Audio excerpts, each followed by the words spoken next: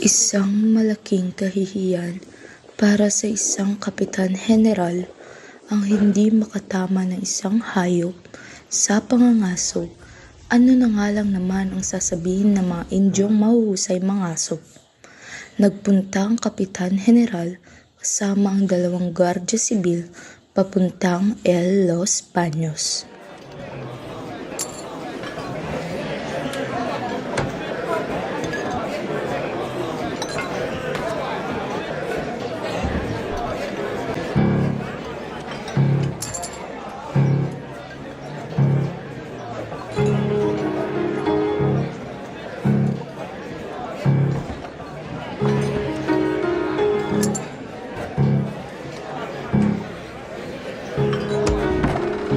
Nalo na naman ako. Siguradong matatalo kayo sa susunod. Napakagaling mo talaga, Kapitan General. Sang-ayon ako dyan, Padre. Oh, Jesus, laig ko pa ang ninakawan. Akala mo namumulot ako ng pera. Sinasabi ko na nga ba sa inyo, matatalo ko kayo. Kita nyo, ang dami niyong pagkakamali. Sa ibabaw ng hapag na laruan ay nakataya ang ikalulusog ng pag-iisip ng mga Pilipino, kaya't minarapat na magpatalo ni Padre Sibila para makuha ang simpatya ng Kapitan Heneral. Ang ilan naman ay alisan ko ng katungkulan at itatapon sa malayong lugar.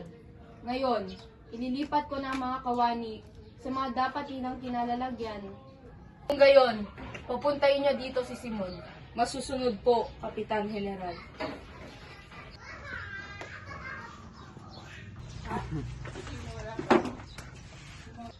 Nais mo bang palitan si Padre Camora, Senyor Simon? Ngunit ang itataya mo dito ay mga brilyante sa halip na salapi. Walang problema sa akin kung gayon. At ano naman ang aming itataya, Senyor Simon? Aba, kayo ni Padre Irene ang magbabayad ng pagkakawanggawa, kabaitan at panalangin, hindi ba? Ang kabaitan ay taglay ng bawat isa, hindi tulad ng iyong brilyante na palipat-lipat ng kamay. Ang kabaitan ay taglay ng pagkatao namin. Kung gayon, ay papayag akong bayaran na lamang ninyo. Ang mga pangako, sasabihin nyo na lamang. Lilimutin ko ng 5 araw ang karangyaan, ang kababaang loob at pagkamasunuri. Ikaw naman, Padre Irene, ay ganito. Linisin mo ang kalinisan ng iyong ugali, ang iyong pagkamahabagin at iba pa.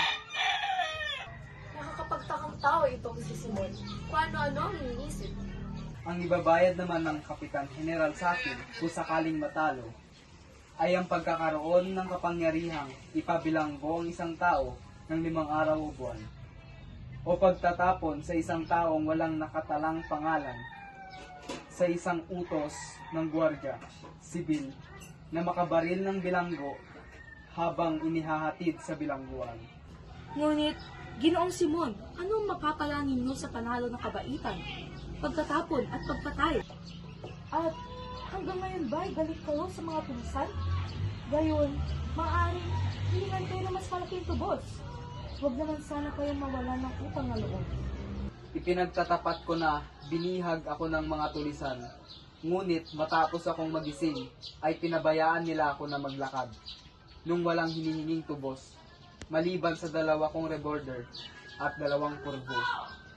Dahil dyan, nalagdaanan ko ang mga pautosan ukol sa mga sandata upang maiwasan ang pagkakaroon ng mga sandata upang tulisan. Huwag! Huwag! Para sa akin ang mga tulisan ay may mas karangalan sa lupain ito. Ang kasamaan ay wala sa tulisan sa bundok, kundi na sa loob ng bayan at lungsod. Gaya nyo? Tunay nga, gaya ko at gaya nating lahat, magtapatan tayo. O siya, tama na ang biruan at sugalan. Nagtrabaho pa tayo at marami pa akong dapat lutasin. Sa araw na iyon ay pag-uusapan ang tungkol sa akademya ng wikang Kastila, kaya't naroon si Padre Sibila at Padre Irene. Dumating ang isang kalihim na may dalang papel. Kapitan General, ang guro sa Tiani ay humihingi ng malaking bahay upa. Ano pang malaking bahay kung may sarili naman kayong kamalig? Wala akong alam sa bayan na yan. Sa namamahala. Sa pangasiwaan, dapat siya humingi. Ang gurong iyan ay isang filibusterismo. Ang gurong ito ay umaabuso, halabisan ng paghingi ng higit pa sa inang bayan. Filibusterismo! Tama na yan. May iba pa bang dapat tayong pag-usapan? Ang kahilingan ng mga estudyante na makapagbukas ng akademya ng wikang Kastila, Ano naman ang kuro-kuro niyo? isang matahimik na pag-aalsa na may tatak at silyo. Pag-aalsa? Ang kinabibilangan ng mga kabataang iyan ay mga kawal na may masigling pagbabago, katulad din ito ni Isagani. Meron pang isa, makaragul o makaraig, mayaman, kapitagan, at kalugod-lugod, at si Basilio. Aha, ganun pala itala ang mga pangalan na iyan. Ngunit, General, hanggang ngayon, wala pa akong nababatid na ginawang masama ang mga kabataang yan. Subalit, ang mga idyo ay hindi dapat natuto sa wikang Kastila. Matuto silang mga tuwiran sa atin. Bueno, bukas na natin pagpatuloy itong diskusyon na ito. Kapitan, ang babaeng anak ni Kabesang Tales ay humihingi ng tulong para sa kanyang may sakit na lolo. Hindi na ba ako maaari kumain ng mapayapa? 3 araw na siyang pabalik-balik dito, kawawa naman. Sige, padalhan mo ng sulat ang tiniente, ng mga gwardiya sibil, at palayain ang mga tanda. Kinabukasan, nasa dyaryo ang balita na ang ama ng tulisan ay pinakawalan, kasama ang ulat ng kagandahang loob ng Kapitan General na nagbigay laya sa napiping matanda.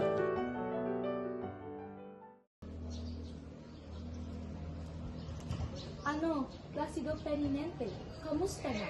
Nakakapag-aliw ka na ba? Mangyari pa, ikaw. Lubos akong nasiyahan. Akalain mo bang aanyayahan ako ng kura sa tiyan na doon mamahinga? Aba, nagpaunlak ako.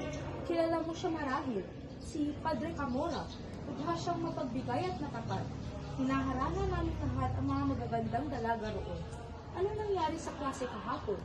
Mabuti.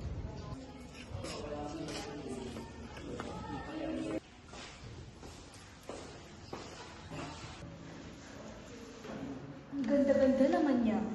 Sabihin niyo na lamang sa profesor na may sakit ako. Susunduin ko lamang ang bahay. Peninete! Umirma ka din dito. Ano yan? Ipagpaumanin mo muna, ngunit kailangan mo muna mabasa. Mahaba ito. Tignan mo. Ito ay protesta sa kahilingan ni Makarahig at ang kanyang mga kasama. May kahilingan ukol sa pagtago ng Akademya ng Wikang Kastila. Paumanhin, ngunit hindi ko talaga maaaring pirmahan hanggat hindi ko maunawaan kung para saan. Bukod dun, ayaw kong makalaban si Makaraig. Wala kang galang! Magbabayad ka sa akin, Peninente! Hoy! Hindi mo alam ang leksyon, ano? Tamad! Napakalituhin mo! Salamin ang tawag sa anumang makinis na ibabaw na ginawa upang makita ang anumang iharap dito. Ang salamin ay ang ibabaw, hindi mahalaga kung anong nasa ilalim nito. Dahil anuman ang nasa ilalim nito, hindi ito makakapekto sa ibabaw. Kaya masasabi natin ang pangibabaw ay nasa salamin. Sumasang-ayon ka ba dito? Oo, sumasang-ayon ako, Padre. Mainam kung gano'n. Dito, tumayo ka. Hindi ako sumasang-ayon, Padre. Ano sabi mo? Hindi ako sumasang-ayon. Ikaw, Ginoong Multo, tumayo ka at tumayo. Kung ang salaming metal ay gawa sa tanso o iba pang metal, tama o hindi? Kung sinabi ng aklat, Padre, mas mainam ang tawag sa iyong Placido ng Bulura. 15 araw na liban, isa na lamang at magbabakasyon ka na. Ngunit 4 na araw na akong liban. Sa tuwing niliban ka ng isang araw, 5 ang katumbas. Ilang baring 5 makalima? 15 po. Kapag ikaw ay lumiban na naman ng ilang beses pa, mamarkahan na kita ng isang buhit dahil hindi mo alam ang leksyon mo yun. Alisin niyo na lahat ng marka sa araw na ito. Aba, bakit? Hindi ko maintindihan kung bakit yung mga tao madalas liban sa klase ay magawa ng kaulat. Hindi ba pwedeng liban sa klase ngunit alam ang leksyon? Sige, ulitan mo hanggang gusto mo! Si Makaraig lamang ang ating iniintay. Oh, yun na pala siya eh. Kaninang umaga ay nagtagpo kami ni Padre Ren. Nabanggit niya rin na sa Los Baños gaganapin ang lahat ng pag-uusapan. Ngunit lahat daw ay tutol. Ngunit hinayaan na lamang nila na ang kataas-taasang lupon ng paralang primarya ang magdesisyon. Ngunit hindi naman pagkakakitaan ang pagkilos ng mga lumpong iyon. Iyang-iya ang sinabi ko kay Padre Irene. Ang sabi niya ay, si Don Custodio ng iilang sangguni ng lupon ang siyang magdedesisyon. Paano kung ang magagawang desisyon ay laban sa atin? Sinabi ni Padre Irene na malaki ang ating hitamo. Nagawa na natin na ang ating kahilingan ay malingan sa isang kapasihan. Kung tayo daw ay makikipag-ugnayan kay Don Custodio, ay magagawa natin mahingi ang kanyang pagsasang-ayon.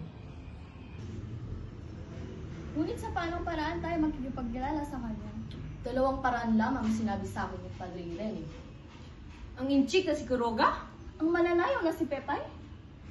Ang isa pang paraan ay lapitan si Ginoong Pasta na isang Pilipino at kaibigan ni Padre Fernandez, ang tiyuhin ni Isagani.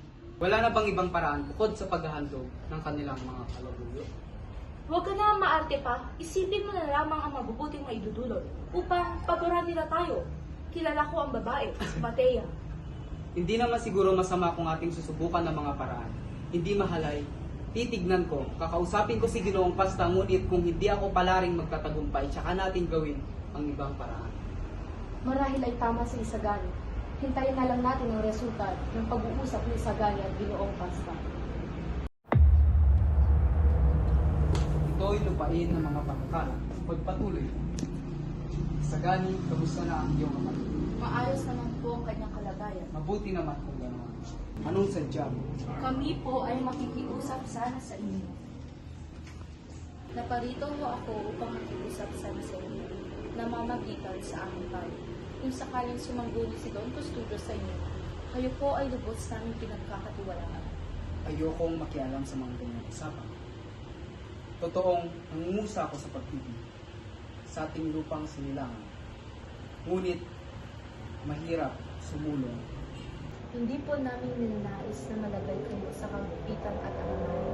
Kahit kakaunti pa lamang po ang inalalaman tungkol sa mga batas na makikiisa sa adikain ng ating pamahalaan at sikapin mabuting siya'y mainusan. Kahangahangang kasagutan, ngunit ipagpaumanhin mo'y hindi pa rin ako.